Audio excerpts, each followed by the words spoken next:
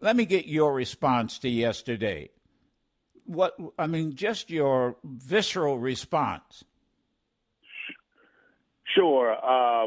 Well, you said my response to yesterday. I'm sorry. I'm sorry. Well, no. I understand the question. Let me. Both incidents, right? So we had a terrible expression of the ugly side of our humanity. This kind of violent mob that made its way into the Capitol. The president and all of those who have enabled him, including Kelly Loeffler, who I ran against, who is yet to concede this race, their hands and their fingerprints are on this. We are a democracy.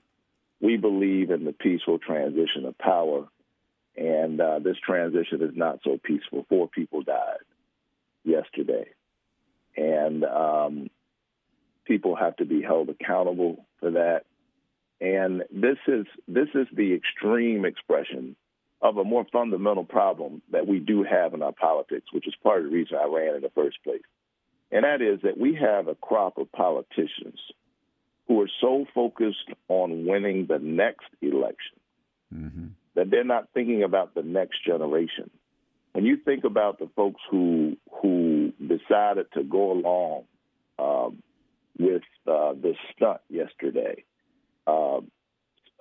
Senator Hawley and Senator Ted Cruz, what is it that drove it? They're thinking about 2024. And this crazy notion that somehow if they appeal to the worst in people, that they appeal to this base, that gives them a chance. So they were willing to sacrifice the nation, sacrifice its most cherished ideals of democracy, the peaceful transition of power, for their own personal ambition. And while we are horrified by what we saw yesterday, this kind of human carnage, we need to recognize the ways in which that mentality plays itself out in a whole range of issues. The reason why we can't get movement on reasonable levels of gun safety upon which all Americans agree. Politicians are thinking about themselves.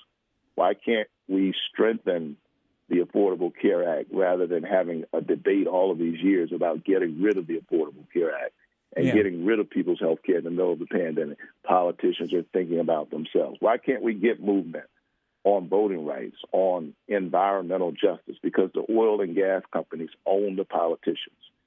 And so I think that the people have to rise up in peaceful ways and reclaim the American idea, reclaim their democracy, that this is a government of, by, and for the people.